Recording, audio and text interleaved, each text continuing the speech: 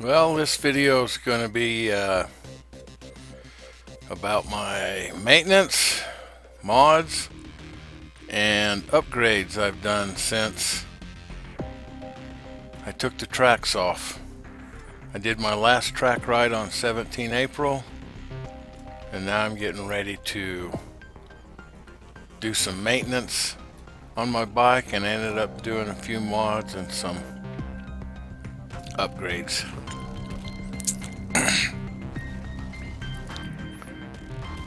First thing I did when I got the tracks on was I put it up on jack stands and tore it all down and was looking, and right off the bat the rear differential was toast. It leaked real. The seal around the pinion was shot. There was oil all over, and looking at getting it rebuilt, getting a new U-joints in the drive shaft, and I needed at least one new yoke. I decided to take another route, and I bought me a rear diff for an XMR. It's heavier duty. It has tapered roller bearings instead of ball bearings, and the housing is a lot beefier. It just seemed like the thing to do, and anyway, that's what I did.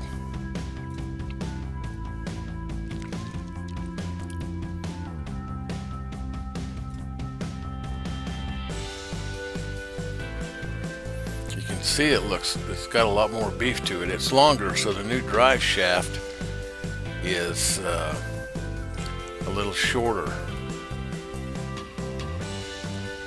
It's like I think it's like 1.5 inches shorter. Also, when I took the stock one off, there's supposed to be bolts that bolt it to the output shaft of the transmission. There was a bolt there, but there was no washer to hold the yoke on. But it goes right in. Fits pretty good. And then I bought a rear diff brace. I don't know if I needed it, but I wanted one, so it can't hurt.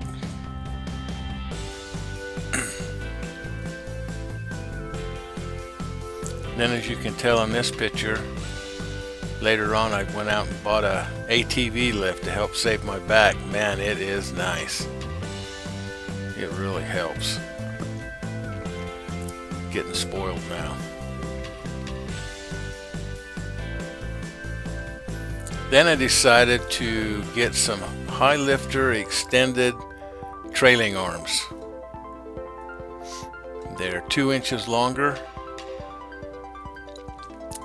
I will say they are heavy. They are well built. They're nice. It was a lot of work though, a little more work than I envisioned, but for me, what isn't? Got more space between the axle and the swing arm, so snow shouldn't build up too much. The axles now come straight out of the diff and into the trailing arm. The stock ones are angled a little bit forward.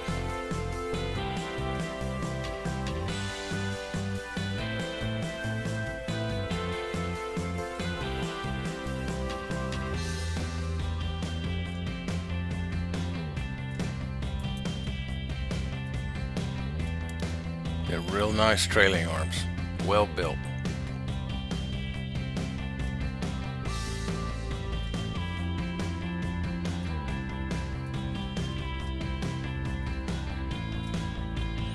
Then I decided to go through my cooling system, and I changed all the hose clamps to screws, changed the coolant hose housings to aluminum, got an aluminum Y fitting, had a custom thermostat housing made with a bypass shutoff that actually works.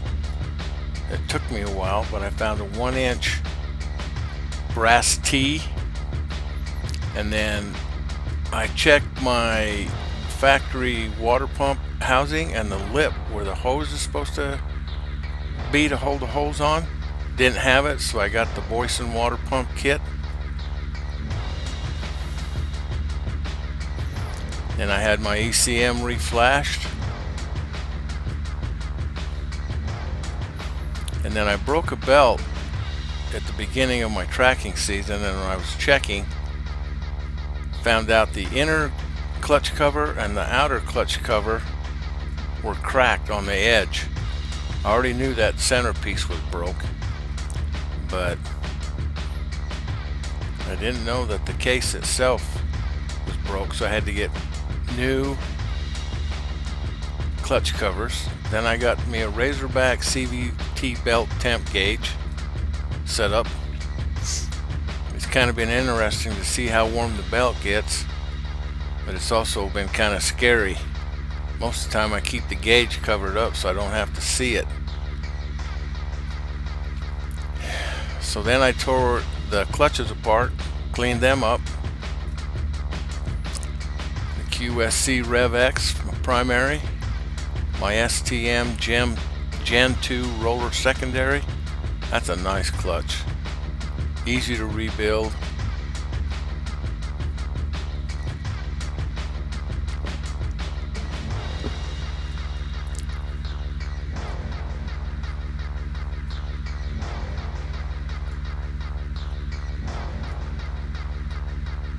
Then I got me a Seco Racing steering stem brace. Not sure if I needed it, but again, seemed like a good idea, so I went ahead and bought one. Keep any flex out of the steering stem. Then I bought some Seco A-arm braces. Again, I don't know if I needed them, but I figured it couldn't hurt. If I hit something, I shouldn't have to worry about this A-arm buckling.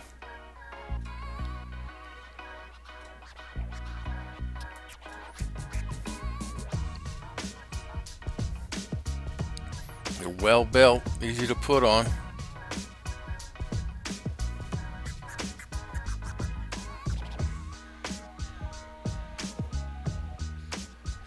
And then I decided to get some new floorboards. I found these Lucky 7 for the Max. You get totally rid of the factory stuff. I shouldn't have to take them off to change the belt, and I shouldn't have to take them off to drain the transmission oil and put new transmission oil in, and that's a biggie.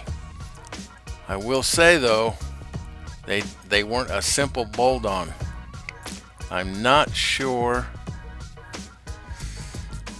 I would recommend them unless you're a guy that likes to tinker and doesn't mind cutting up a few parts on your bike.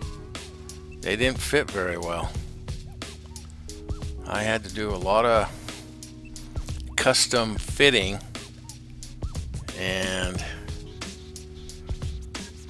I was a little bit disappointed. They're nice footwells, they're well built, but boy, there's not a lot of give in them. They fit tighter than heck. But I think I'm gonna like them. Also with these, the stock ones have a footwell support, and you take that off and these bolt right down on the footwell supports that come off the frame, so your legs aren't quite as bent. And I've noticed I haven't ridden much, just up and down the street a few times, but it's pretty comfortable because your legs aren't bent as much.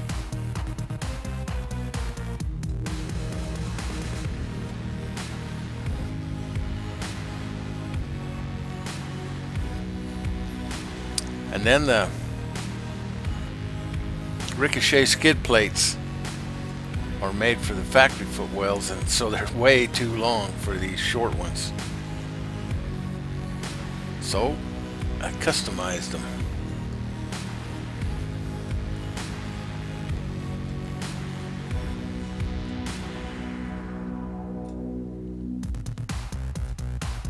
Did some chain drilling and then cut them off, and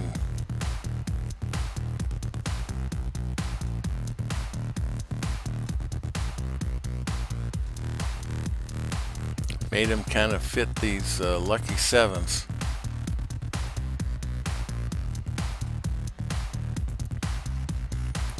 And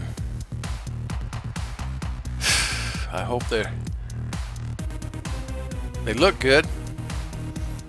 I noticed I haven't really hit a bunch under the footwells, so I hope I don't miss it.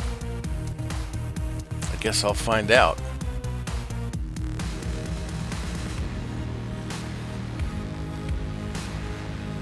And then I put a rubber hose on the edge where it touches the footwell, so it's not metal to metal. But they bolted right up. And then I painted everything up, and they look pretty good.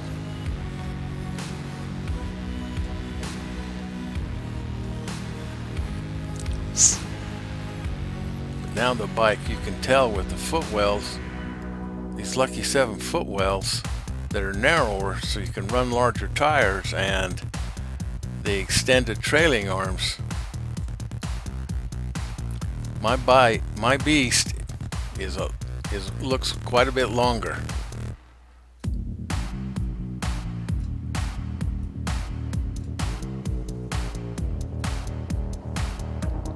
But overall, right now, I'm pretty happy with everything. I'm gonna try to get out here for a ride real quick and see what I think of everything, but the bike looks long. Yeah, that's what I've been doing for the month of May and half of April. I hope you enjoyed the short little video.